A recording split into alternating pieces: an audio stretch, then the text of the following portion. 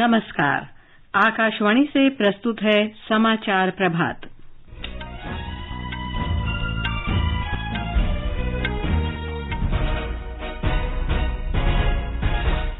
केंद्रीय गृह और सहकारिता मंत्री अमित शाह आज नई दिल्ली में ग्रामीण सहकारी बैंकों के राष्ट्रीय सम्मेलन का उद्घाटन करेंगे। कोविड के बूस्टर डोज के रूप में कॉर्बेवैक्स वैक्सीन आज से टीकाकरण केंद्रों पर उपलब्ध। भारत और ब्रिटेन के बीच मुक्त व्यापार समझौते पर 5वें दौर की बातचीत संपन्न, इस वर्ष अक्टूबर तक समझौता होने की संभावना। भारत ने यूक्रेन के ज़पोरिज़िया परमाणु संयंत्र के पास हुई बमबारी पर चिंता जताई। संयुक्त राष्ट्र प्रमुख ने परमाणु ऊर्जा संयंत्र के आसपास सभी सैन्य गतिविधियों को तत्काल समाप्त करने का आह्वान किया। लातविया और एस्टोनिया ने चीन और दर्जन भर मध्य और पूर्वी यूरोपीय देशों के बीच सहयोग संगठन से हटने का फैसला किया। जम्मू कश्मीर में वार्षिक अमरनाथ यात्रा संपन्न, 3 लाख से ज्यादा श्रद्धालुओं ने पवित्र गुफा के दर्शन किए। पहली खेलो इंडिया महिला हॉकी लीग अंडर 16 इस महीने की 16 से 23 तारीख के बीच नई दिल्ली के मेजर ध्यानचंद स्टेडियम में खेली जाएगी। और भारतीय क्रिकेट कंट्रोल बोर्ड ने कप्तान केएल राहुल को जिम्बाब्वे में आगामी 3 एकदिवसीय मैचों की श्रृंखला में खेलने की अनुमति दी। समाचार प्रभात में देवेंद्र त्रिपाठी के साथ मैं लवली निगम। केंद्रीय गृह और सहकारिता मंत्री अमित शाह आज नई दिल्ली में ग्रामीण सहकारी बैंकों के एक दिन के राष्ट्रीय सम्मेलन का उद्घाटन करेंगे। इस सम्मेलन का आयोजन सहकारिता मंत्रालय और राज्य सहकारी बैंकों का राष्ट्रीय परिसंघ कर रहा है। एक रिपोर्ट। केंद्र सरकार कृषि और ग्रामीण क्षेत्रों की तरक्की के लिए काम कर रही है और जैसे जैसे कृषि बुनियादी ढांचे में सरकार का निवेश बढ़ रहा है, सहकारी समितियों की भूमिका और क्षमता में भी विस्तार हो रहा है। देश में लघु अवधि सहकारिता ऋण संरचना में 34 राज्य सहकारी बैंक, 351 जिला केंद्रीय सहकारी बैंक और 96,000 से अधिक प्राथमिक कृषि ऋण समितियां हैं। इस सम्मेलन में सहकारिता मंत्री अमित शाह चुने गए राज्य सहकारी बैंकों, जिला केंद्रीय सहकारी बैंकों और प्राथमिक कृषि ऋण समितियों को अच्छे निष्पादन के लिए पुरस्कार प्रदान करेंगे। इसके अलावा वे कुछ लघु अवधि सहकारी ऋण संस्थानों का उनकी 100 वर्ष की सेवाओं के लिए उन्हें सम्मानित करेंगे। दीपेंद्र कुमार, आकाशवाणी समाचार, दिल्ली। केंद्रीय सहकारिता राज्य मंत्री बीएल वर्मा सम्मेलन के समापन सत्र को संबोधित करेंगे। शिक्षा, कौशल विकास और उद्यमिता मंत्री धर्मेंद्र प्रधान तथा युवा कार्य और खेल मंत्री अनुराग ठाकुर आज नई दिल्ली में युवा संवाद इंडिया एट 2047 को संबोधित करेंगे। इस अवसर पर युवा कार्य और खेल राज्य मंत्री निशित प्रामाणिक भी उपस्थित रहेंगे। इस कार्यक्रम में राष्ट्रीय युवा पुरस्कार विजेता और युवा प्रतिनिधियों सहित लगभग 400 युवा भाग ले रहे हैं। अंतर्राष्ट्रीय युवा प्रतिनिधियों के रूप में भारत का प्रतिनिधित्व करने के लिए युवा कार्य मंत्रालय ने इन्हें विभिन्न देशों में भेजा था। केंद्रीय मंत्रिमंडल ने प्रधानमंत्री शहरी आवास योजना के अंतर्गत सबके लिए आवास मिशन 31 दिसंबर 2024 तक जारी रखने की स्वीकृति दे दी है। योजना के अंतर्गत इस वर्ष 31 मार्च तक स्वीकृत 122 लाख से अधिक आवासों को पूरा करने के लिए वित्तीय सहायता उपलब्ध कराई जा रही है। शहरी विकास राज्य मंत्री कौशल किशोर ने बताया कि सभी शहरी गरीबों को आवास देना हमारी प्राथमिकता है।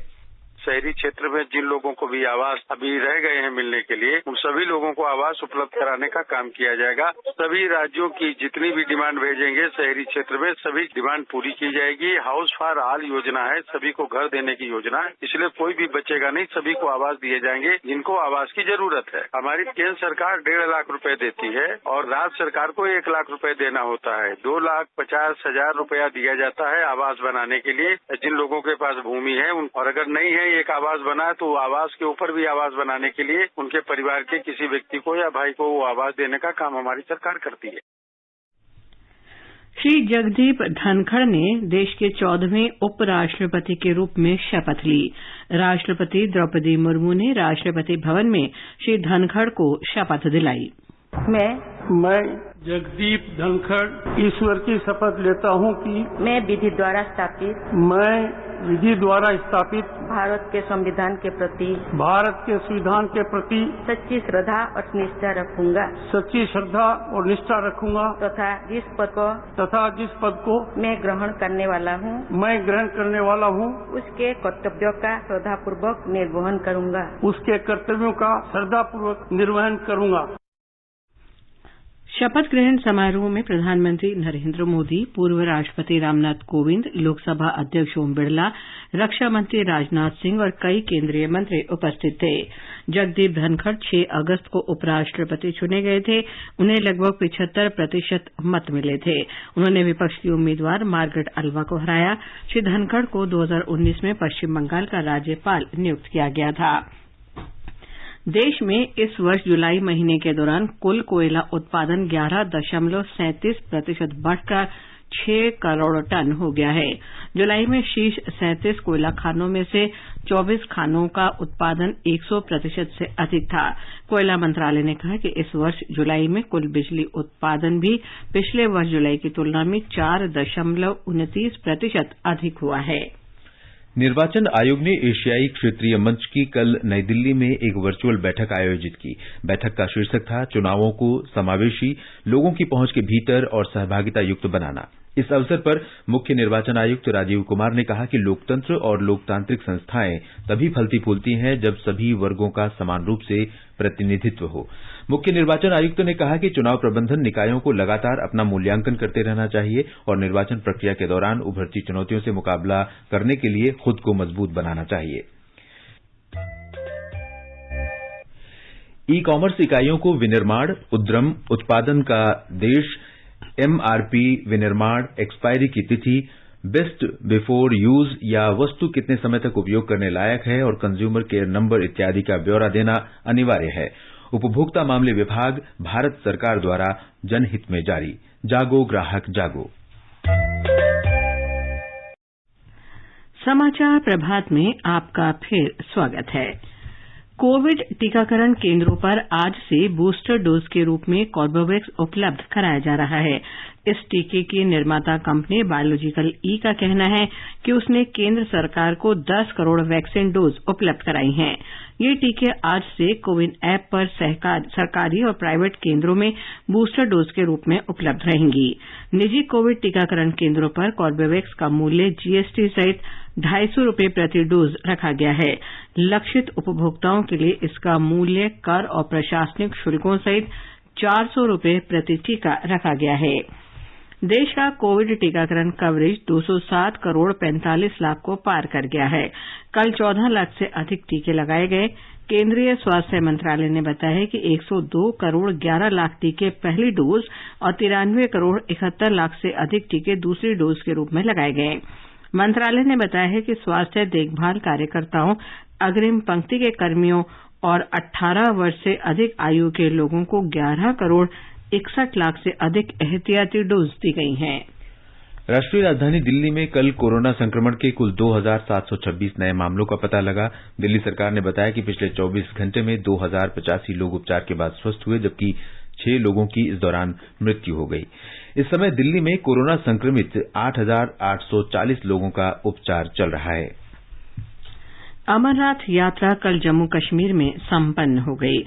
उपराज्यपाल मनोज सिन्हा ने बताया कि इस वर्ष 3 लाख से अधिक लोगों ने अमरनाथ यात्रा में भाग लिया। 43 दिन तक चली ये यात्रा 30 जून को पहलगाम और बालतल दोनों मार्गों से आरंभ हुई थी। बादल फटने की एक घटना को छोड़कर यात्रा शांतिपूर्ण संपन्न हुई। इस वर्ष यात्रा में तीर्थयात्रियों के लिए सुविधाओं में सुधार किया गया था। पहली बार प्रत्येक तीर्थयात्री को उनके आवागमन पर निगरानी के लिए radio frequency identification RFID card दिया गया था। ये कार्ड बादल फटने की घटना के बाद तीर्थयात्रियों की आवाजाही का पता लगाने में सहायक सिद्ध हुआ। इस वर्ष अमरनाथ यात्रा 2 वर्ष के अंतराल के बाद हुई थी। वर्ष 2020 और 2021 में कोविड से संबंधित प्रतिबंधों के कारण यात्रा नहीं हो पाई थी। भारत और ब्रिटेन इस वर्ष अक्टूबर तक मुक्त व्यापार समझौता संपन्न करने के लिए गहन वार्ता कर रहे हैं। वाणिज्य और उद्योग मंत्रालय ने बताया कि भारत और ब्रिटेन ने पिछले महीने की 29 तारीख को मुक्त व्यापार समझौते पर 5वें दौर की बातचीत पूरी की। इस वार्ता में दोनों ओर से तकनीकी विशेषज्ञों ने 15 नीतिगत क्षेत्रों पर चर्चा की। इस समय भारत यूरोपीय संघ, कनाडा और इसराइल समेत अपने व्यापारिक साझेदारों के साथ मुक्त व्यापार समझौते की बातचीत कर रहा है। भारत ने यूक्रेन में ज़ैपोरिज़िया परमाणु ऊर्जा संयंत्र में ईंधन भंडारण सुविधा के पास बमबारी पर चिंता व्यक्त की है। यूक्रेन में पिछले लगभग 6 महीने से चल रहे रूसी सैन्य अभियान के दौरान ये बमबारी हुई है। संयुक्त राष्ट्र में भारत की स्थायी प्रतिनिधि रुचिरा काम्बोज ने कहा कि भारत दोनों पक्षों से संयम बरतने की अपील करता है ताकि परमाणु सुविधाओं की सुरक्षा को कोई खतरा पैदा न हो। भारत का यह वक्तव्य यूक्रेन के इस आरोप के बाद आया है कि रूस ने कल फिर ज़पोरिज़िया परमाणु ऊर्जा संयंत्र पर बमबारी की। संयुक्त राष्ट्र प्रमुख ने दक्षिण पूर्वी यूक्रेन में यूरोप के सबसे बड़े परमाणु ऊर्जा संयंत्र के आसपास सभी सैन्य गतिविधियों को तत्काल समाप्त करने का आह्वान किया। संयुक्त राष्ट्र सुरक्षा परिषद की बैठक से कुछ घंटे पहले महासचिव एंटोनियो गुतेरेस ने एक बयान में कहा कि रूस और यूक्रेन के अधिकारियों ने बार बार एक दूसरे पर ज़पोरिज़िया परमाणु संयंत्र पर बमबारी का आरोप लगाया है। श्री गुतेरेस ने कहा कि क्षेत्र की सुरक्षा सुनिश्चित करने के लिए तत्काल समझौते की आवश्यकता है। लातविया और एस्टोनिया ने चीन और दर्जन भर मध्य और पूर्वी यूरोपीय देशों के बीच सहयोग की संधि से हटने का फैसला किया है। यह कदम ताइवान में सैन्य दबाव बढ़ाने को लेकर पश्चिमी देशों द्वारा चीन की आलोचना को देखते हुए उठाया गया है। लातविया और एस्टोनिया दोनों ने कहा है कि वे नियम आधारित अंतर्राष्ट्रीय व्यवस्था और मानवाधिकारों का सम्मान करते हुए चीन के साथ रचनात्मक और प्रगतिशील संबंध जारी रखेंगे। आगे बढ़ने से पहले एक नजर मुख्य समाचारों पर। केंद्रीय गृह और सहकारिता मंत्री अमित शाह आज नई दिल्ली में ग्रामीण सहकारी बैंकों के राष्ट्रीय सम्मेलन का उद्घाटन करेंगे। कोविड के एहतियाती टीके के रूप में कॉर्बेवैक्स आज से टीकाकरण केंद्रों पर उपलब्ध। भारत और ब्रिटेन के बीच मुक्त व्यापार समझौते पर 5वें दौर की बातचीत संपन्न, इस वर्ष अक्टूबर तक समझौता होने की संभावना। भारत ने यूक्रेन के ज़पोरिज़िया परमाणु संयंत्र के पास हुई बमबारी पर चिंता जताई। संयुक्त राष्ट्र प्रमुख ने परमाणु ऊर्जा संयंत्र के आसपास सभी सैन्य गतिविधियों को तत्काल समाप्त करने का आह्वान किया। लातविया और एस्टोनिया ने चीन और दर्जन भर मध्य और पूर्वी यूरोपीय देशों के बीच सहयोग संगठन से हटने का फैसला किया। जम्मू कश्मीर में वार्षिक अमरनाथ यात्रा संपन्न, 3 लाख से ज्यादा श्रद्धालुओं ने पवित्र गुफा के दर्शन किए। पहली खेलो इंडिया महिला हॉकी लीग अंडर 16 इस महीने की 16 से 23 तारीख के बीच नई दिल्ली के मेजर ध्यानचंद स्टेडियम में खेली जाएगी। और भारतीय क्रिकेट कंट्रोल बोर्ड ने कप्तान केएल राहुल को जिम्बाब्वे में आगामी 3 एकदिवसीय मैचों की श्रृंखला में खेलने की अनुमति दी।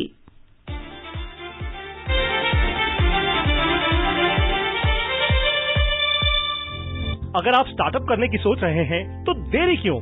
हम लेकर आए हैं स्टार्टअप चैंपियंस का दूसरा संस्करण, जहां हर एपिसोड में आप सीखेंगे कुछ खास बिजनेस स्ट्रैटेजीज हमारे स्टार्टअप चैंपियन से। अब से हर शनिवार रात 9 बजे डीडी न्यूज, रात 10 बजे डीडी इंडिया और हर रविवार दोपहर 12 बजे डीडी नेशनल पर देखिए स्टार्टअप चैंपियंस का दूसरा संस्करण। स्टार्टअप करना है तो स्टार्टअप चैंपियन से सीखो।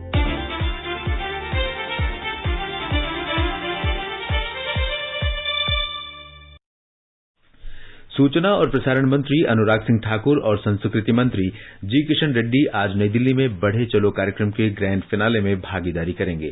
संस्कृति मंत्रालय ने इस महीने की 5 तारीख से आजादी के अमृत महोत्सव के अंतर्गत बढ़े चलो कार्यक्रम का आयोजन किया।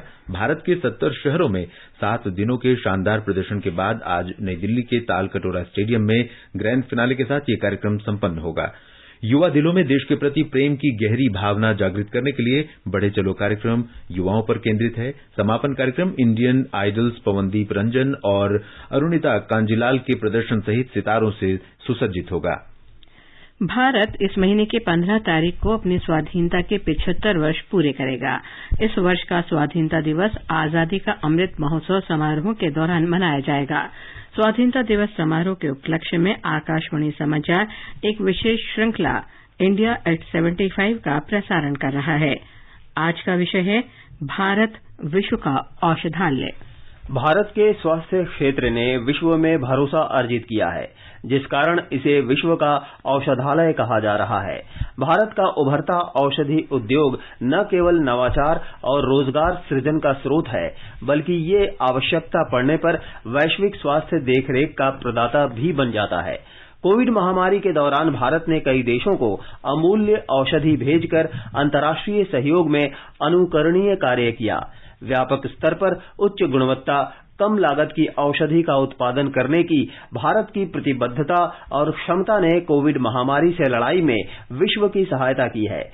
भारत के औषधि निर्यात में 2013-14 से अब तक 103% की वृद्धि हुई है। भारत का औषधि निर्यात 2013-14 के 90,415 करोड़ रुपए से बढ़कर 2021-22 में 1,83,422 करोड़ रुपए का हो गया है। 2021-22 का निर्यात औषधि क्षेत्र का अब तक का श्रेष्ठ प्रदर्शन है। भारत का औषधि उद्योग निर्यात में 5वां सबसे बड़ा योगदान करने वाला उद्योग है। इस उद्योग ने इस वर्ष मार्च में $25 अरब के आंकड़े को छुआ है। अपने प्रतिस्पर्धी मूल्य और अच्छी गुणवत्ता के कारण भारतीय औषधि कंपनियों ने विश्व में अपनी पहचान बनाई है। भारत विश्व में टीके की आपूर्ति का 60% और जेनेरिक औषधि के 20% हिस्से की आपूर्ति करता है। औषधि क्षेत्र के पहले वैश्विक नवाचार सम्मेलन को संबोधित करते हुए प्रधानमंत्री नरेंद्र मोदी ने कहा था कि महामारी ने औषधि क्षेत्र को सभी देशों की प्राथमिकता बना दिया है। प्रधानमंत्री ने कहा कि भारत के आरोग्य की परिभाषा केवल देश की भौगोलिक सीमाओं तक सीमित नहीं है, बल्कि भारत पूरी मानव जाति के कल्याण में विश्वास करता है। Our definition of wellness is not limited by physical boundaries. We believe in the well-being of the entire humankind. Sarve api sukhina santu, sarve santu niramaya. And we have shown this spirit to the whole world during the COVID-19 global pandemic. We exported life-saving medicines and medical equipments to over 150 countries during the initial phase of the pandemic. महर्षि अरबिंदो की 150वीं जयंती और स्वतंत्रता की 75वीं वर्षगांठ के अवसर पर केंद्रीय संस्कृति मंत्रालय आज से 15 अगस्त तक देश भर के 75 कारागारों में अरबिंदो के जीवन और दर्शन पर आधारित कार्यक्रमों का आयोजन कर रहा है। इन कार्यक्रमों का उद्देश्य श्री अरबिंदो के दर्शन, योग और ध्यान के अभ्यास के माध्यम से कैदियों के जीवन में परिवर्तन लाना है। संस्कृति मंत्रालय ने स्वाधीनता संग्राम से संबद्ध देश भर के 75 ऐसे कारागारों की पहचान की है जहां ये कार्यक्रम आयोजित किए जाएंगे। Ramakrishna mission, Patanjali, art of living, Isha foundation और सत्संग फाउंडेशन सहित 5 संगठनों को 12 से 15 अगस्त तक देश के 23 राज्यों की जेलों में योग, ध्यान और श्री अरबिंदो की शिक्षाएं प्रदान करने के कार्यक्रम आयोजित करने के लिए अनुबंधित किया गया है। राजस्थान में हर घर तिरंगा अभियान के अंतर्गत आज 1 करोड़ से अधिक स्कूली छात्र एक ही समय पर राष्ट्रगान गाएंगे। ये कार्यक्रम राज्य के 1 लाख से अधिक सरकारी और निजी स्कूलों में आयोजित होगा। एक रिपोर्ट। कार्यक्रम की शुरुआत सुबह 10:15 बजे होगी, जब विद्यार्थी एक साथ राष्ट्रगीत गाएंगे। इसके बाद 4 राष्ट्रभक्ति गीत गाए जाएंगे। राष्ट्रगान के साथ कार्यक्रम का समापन होगा। राज्य स्तरीय कार्यक्रम जयपुर के सवाई मानसिंह स्टेडियम में आयोजित होगा, जहां विद्यार्थियों के साथ मुख्यमंत्री अशोक गहलोत भी उपस्थित रहेंगे। जिला स्तरीय कार्यक्रमों में जिला स्तरीय अधिकारी और प्रभारी मंत्री मौजूद रहेंगे। इन कार्यक्रमों में आम लोग भी शामिल हो सकेंगे। जितेंद्र द्विवेदी, आकाशवाणी समाचार, जयपुर। आजादी का अमृत महोत्सव के अंतर्गत आइए अब सुनते हैं आकाशवाणी की विशेष प्रस्तुति आजादी का सफर। आजादी का अमृत महोत्सव।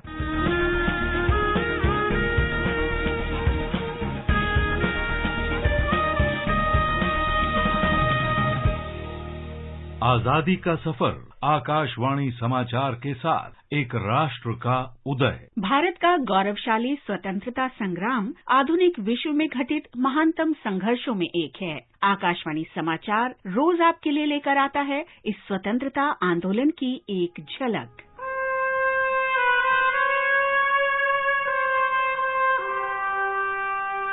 आजादी का सफर की आज की कड़ी में हम याद कर रहे हैं महान स्वतंत्रता सेनानी बंधु सिंह श्रीनेत को, जो 12 अगस्त 1857 को शहीद हुए थे। उन्होंने अंग्रेजों के खिलाफ आजादी की पहली लड़ाई में उत्तर प्रदेश के गोरखपुर क्षेत्र से भाग लिया। बंधु सिंह का जन्म 1 मई 1833 को पूर्व डुमरी रियासत में हुआ था, जो अब उत्तर प्रदेश में है। उन्होंने गुरिल्ला युद्ध तकनीक से अंग्रेजों के खिलाफ संघर्ष किया। कहा जाता है कि वे शत्रुओं का सिर काटकर तारकुला देवी मंदिर में चढ़ाया करते थे। ब्रिटिश सरकार ने उन्हें गिरफ्तार कर 12 अगस्त 1857 को गोरखपुर के अलीनगर चौराहे पर सार्वजनिक रूप से फांसी दी थी।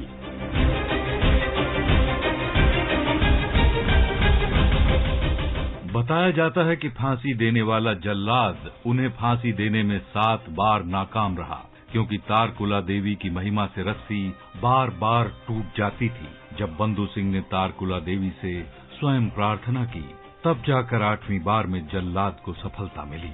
उत्तर प्रदेश के चौरी चौरा में तारकुला देवी के मंदिर के निकट शहीद बंधु सिंह के सम्मान में एक स्मारक बनाया गया है, जहां हर साल मेला लगता है और लोग देश के इस महान सपूत को श्रद्धा सुमन अर्पित करते हैं। इस महान स्वतंत्रता सेनानी को आकाशवाणी समाचार का शत शत नमन।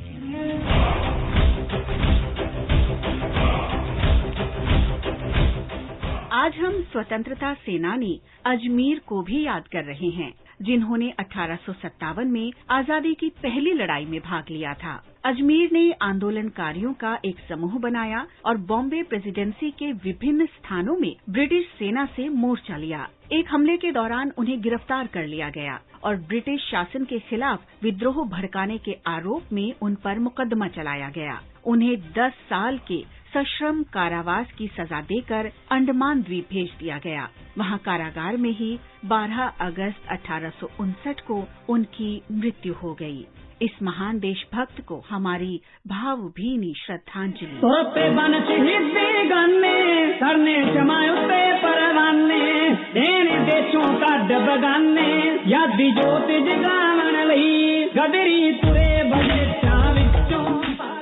आज हम महान राष्ट्रवादी बलवंत सिंह उर्फ बंता सिंह को भी श्रद्धांजलि अर्पित कर रहे हैं, जिन्हें वर्ष 1915 में 12 अगस्त को फांसी दी गई। पंजाब में सांगवाल जालंधर के बलवंत सिंह ने ब्रिटिश शासन के खिलाफ गदर पार्टी की गतिविधियों में भाग लिया था। 1914 में उन्होंने वापस आने वाले प्रवासियों का एक समूह गठित किया और दिसंबर 1914 और जनवरी 1915 के दौरान जालंधर में ब्रिटिश राज के खिलाफ 2 हमले किए। पुलिस ने उनके घर की तलाशी ली और भारी मात्रा में क्रांतिकारी साहित्य बरामद किया।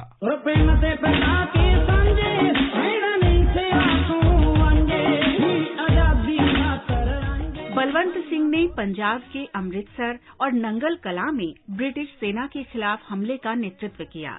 जुलाई 1915 में उन्हें गिरफ्तार कर लिया गया और उसी साल 12 अगस्त को फांसी दे दी गई। इस महान शहीद को आकाशवाणी समाचार की भावभीनी श्रद्धांजलि। या साथी बना अनसाथ करारे, मातृभूमि ही आज पुकारे, जागृत हो न कंकण बांधू दिवस रात्र।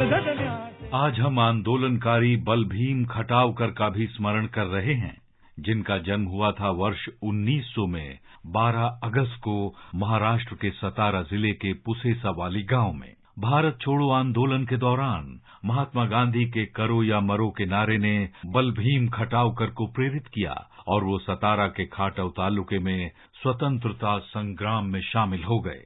9 सितंबर 1942 को उन्होंने परशुराम घारगे के नेतृत्व में 2000 लोगों के विरोध प्रदर्शन में भाग लिया।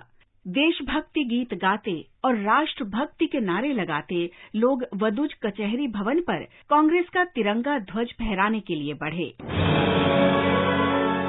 पुलिस ने इस रैली को रोक दिया। वहां से हटने से इनकार करने पर उन पर गोलियां चलाई गईं और उस गोलीबारी में 9 लोगों की मौत हो गई। बल भीम खटावकर भी उनमें एक थे। इस महान शहीद को हमारा शत शत नमन।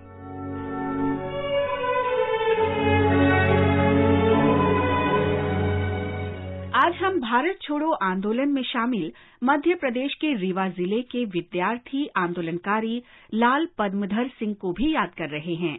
इलाहाबाद विश्वविद्यालय के एक विद्यार्थी नेता के रूप में लाल पद्मधर ने 12 अगस्त 1942 को भारत छोड़ो आंदोलन के दौरान एक विरोध प्रदर्शन का नेतृत्व किया। ब्रिटिश पुलिस ने प्रदर्शनकारी विद्यार्थियों पर गोलियां चलाई। अंधाधुंध गोलीबारी में लाल पद्मधर सिंह रैली स्थल पर ही मारे गए। उस समय उनकी उम्र मात्र 21 वर्ष थी। देश के इस महान सपूत को आकाशवाणी समाचार का कोटि-कोटि नमन।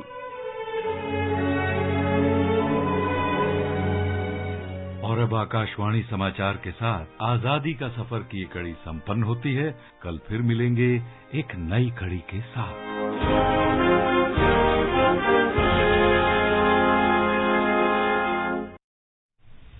जम्मू कश्मीर के बांदीपुरा जिले में आतंकियों ने 19 वर्षीय एक श्रमिक की गोली मारकर हत्या कर दी है। सुरक्षा बलों ने इलाके की घेराबंदी की है। इस घटना में शामिल आतंकियों को पकड़ने के लिए व्यापक तलाशी अभियान शुरू किया गया है। पहला खेलो इंडिया महिला हॉकी लीग अंडर 16 इस महीने की 16 से 23 तारीख के बीच नई दिल्ली के मेजर ध्यानचंद स्टेडियम में खेला जाएगा। युवा कार्य और खेल मंत्रालय के अनुसार देश की कुल 16 टीमें इसमें भाग ले रही हैं। कुल 56 मैच खेले जाएंगे और लीग के पहले चरण में 300 खिलाड़ी खेलेंगे। मैच प्रतिदिन सुबह 6:30 बजे शुरू होंगे। फाइनल मैच शाम 5 बजे होगा। 19 अगस्त को अवकाश का दिन रहेगा। भारतीय क्रिकेट कंट्रोल बोर्ड बीसीसीआई ने केएल राहुल को जिम्बाब्वे के आगामी 3 एकदिवसीय मैचों की श्रृंखला में खेलने की अनुमति दे दी है। बीसीसीआई ने कहा कि उसकी मेडिकल टीम ने राहुल की जांच की है और उन्हें आगामी श्रृंखला में खेलने के लिए उपयुक्त पाया है। भाई बहन के प्रेम के विशेष बंधन का प्रतीक रक्षाबंधन का पर्व आज भी देश भर में मनाया जा रहा है। देश के कई हिस्सों में रक्षाबंधन कल मनाया गया था। इस अवसर पर बहनें अपने भाइयों की कलाई पर राखी बांधकर उनकी समृद्धि, स्वास्थ्य और कुशलता की कामना करती हैं।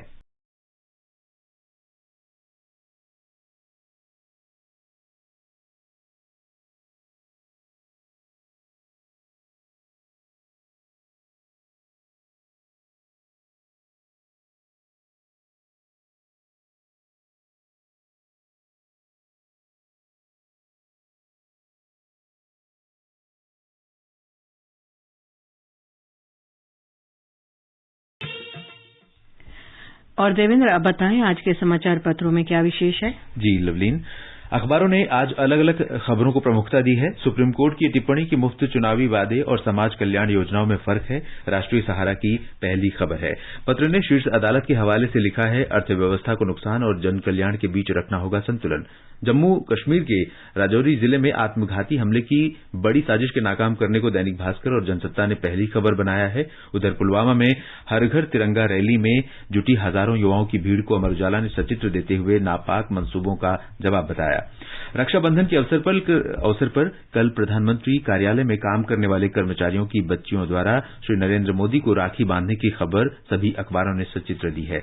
रक्षा अनुसंधान और विकास संगठन डीआरडीओ में 1248 वैज्ञानिकों की भर्ती को रक्षा मंत्रालय द्वारा सैद्धांतिक मंजूरी देने को हिन्दुस्तान ने प्रमुखता से देते हुए लिखा है, चरणबद्ध तरीके से अगले 3-4 साल में ये भर्ती अभियान पूरा होगा।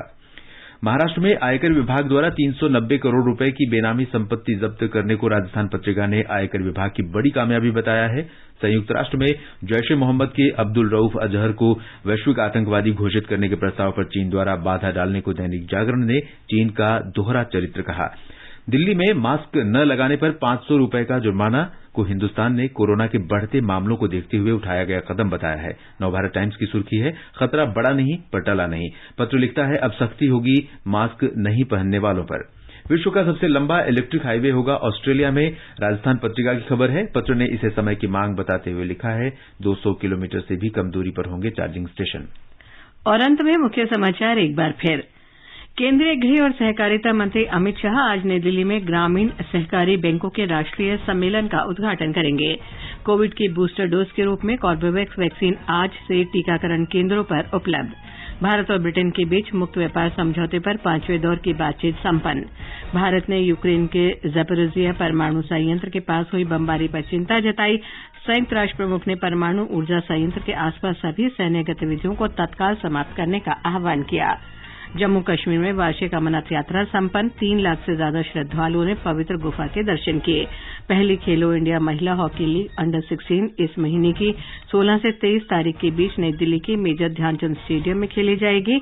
और बीसीसीआई ने कप्तान केएल राहुल को जिम्बाब्वे में आगामी 3 एकदिवसीय मैचों की श्रृंखला में खेलने की अनुमति दी। इसके साथ ही समाचार प्रभात का ये अंक समाप्त हुआ। नमस्कार।